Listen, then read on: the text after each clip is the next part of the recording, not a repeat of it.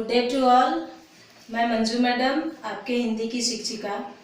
तो इस लॉकडाउन के दौरान हम लोग भी ऑनलाइन क्लास स्टार्ट किए हैं और मैं आज क्लास 7th के लिए हिंदी फर्स्ट चैप्टर लेकर आई हूँ। फर्स्ट चैप्टर है कविता। कविता का नाम है वह देश कौन सा है। इनके कवि हैं रामनरेश त्रिपाठी। तो इस कविता में हमारा भारत देश कितना महान है, कितना सुखी संपन्न है और इसका प्राकृतिक सौंदर्य कितना सुंदर है, इसके बारे में बताया गया है। प्रस्तुत कविता देश प्रेम की भावना से ओतप्रोत है। इस कविता में कवि ने भारत के नैसर्गिक प्राकृतिक सौंदर्य और संपन्नता का चित्रण किया है। इसमें प्राचीन भारत की गौरवशाली संस्कृति का उल्लेख करते हुए कवि ने भारत को अतुल्य बताया है। तो अभी हम लोग इस कविता को पढ़ेंगे। कविता को मैं अभी पढ़ रही हूँ, आप सभी ध्यान से सुनिएगा। मनमोहिनी प्रकृति की जो गोद में बसा है, सुख स्वर्ग सा जहाँ है वह देश कौन सा है। जिसके चरण निरंतर रत्नेश धो रहा है, जिसका मुकुट हिमालय वह देश कौन सा है। नदियां जहाँ सुधा की धारा बहा रही हैं, सींचा हुआ सलोना वह देश कौन सा है। जिसके बड़े रसीले फल कंद नाज मेवे सब अंगने सजे हैं वह देश कौन सा है। जिसके सुगंध वाले सुंदर प्रसून प्यारे दिन रात हंस रहे हैं वह देश कौन सा है। मैदान गिरी वनों में हरियालियां लहकती आनंदमय जहाँ है वह देश कौन सा है। जिसके अनंत धन से धरती भरी पड़ी है, संसार का शिरोमणि वह देश कौन सा है। पृथ्वी निवासियों को जिसने प्रथम जगाया, शिक्षित किया सुधारा वह देश कौन सा है। छोड़ा स्वराज्य तृणवत आदेश से पिता के, वह राम था जहाँ पर वह देश कौन सा है।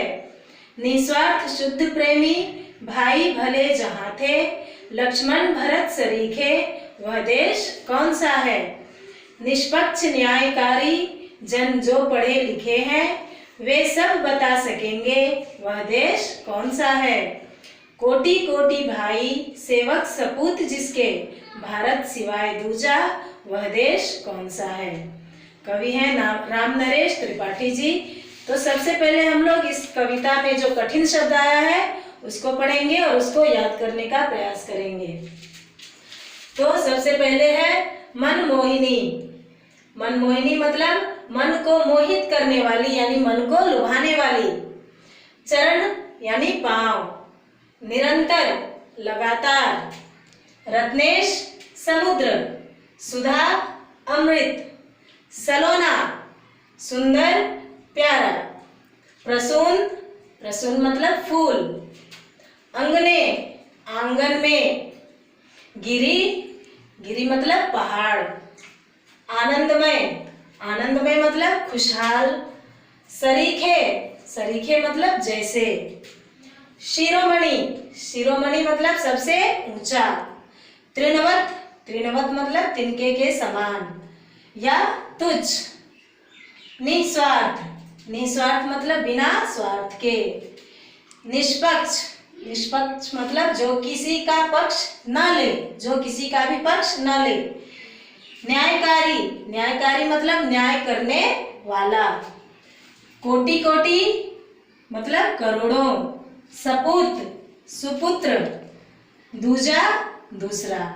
तो ये है इस पाठ का कठिन शब्द। आप सभी अपने अपने कॉपी में इस कठिन शब्द को लिखेंगे और याद करेंगे। अब आएंगे हम लोग कविता में।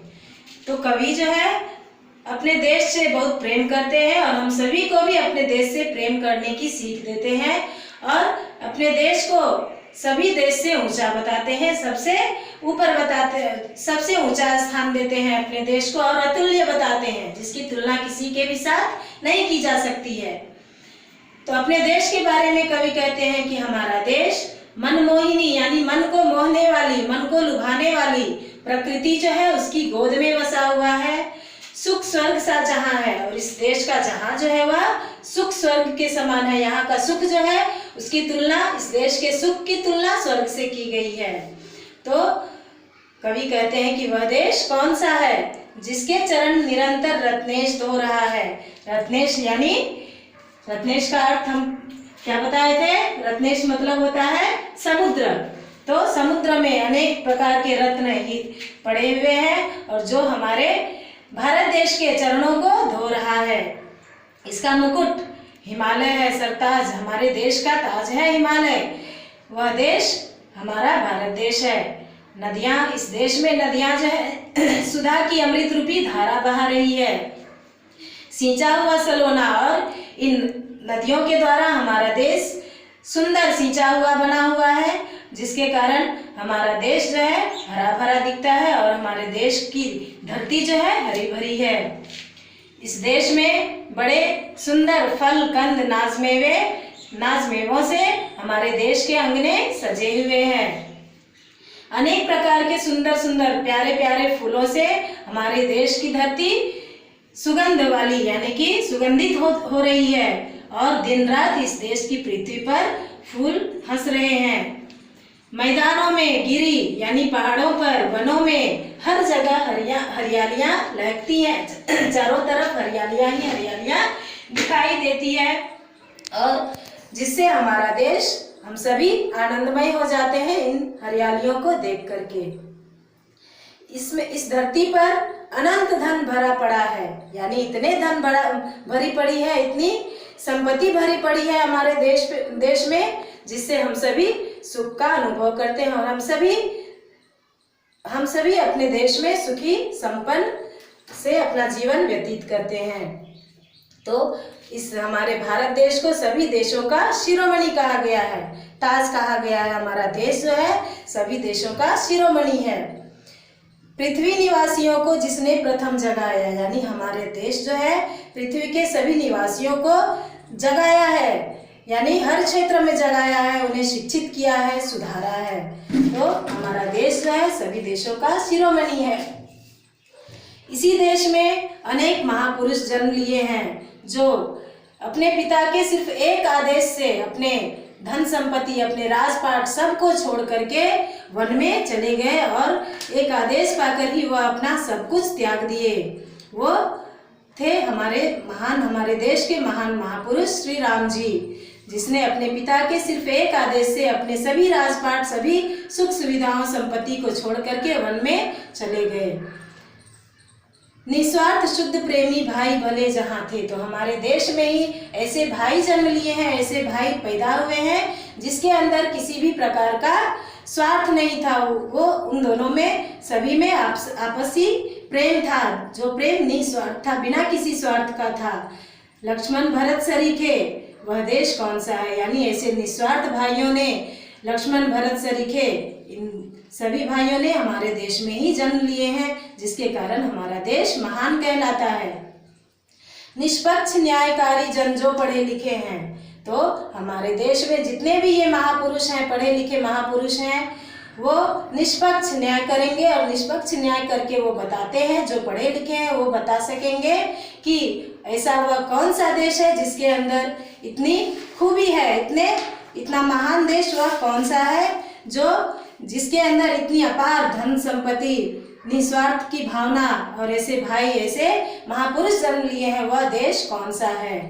कोटि कोटि भाई सेवक सपूत जिसके, यानी हमारे देश में ऐसे करोड़ों भाई हैं, ऐसे करोड़ों सपूत जन्म लिए हैं, जो हमारे देश को धन्य कर दिए हैं, और भारत के सिवा ऐसा वह कोई भी देश हो ही नहीं सकता है। अर्थात हमारा देश जो है वो सभी देशों का सरताज है, सभी देशों में हमारे भारत देश को अतुल्य बताया गया है। तो आज हम लोग इस कविता को पढ़े हैं, इस कविता का अर्थ समझे हैं, और आज का आपका होमवर्क है, इस कविता को लिखेंगे अपनी कॉपी में, कविता याद करेंगे, और शब्दार्थ को, कठिन शब्द जो है उसको भी याद करेंगे, तभी ये कविता आपको याद होगा और समझ में आएगा। मैं आशा करती हूँ कि इस कविता को आप समझने का प्रयास करेंगे और अपनी पढ़ाई को जारी रखेंगे।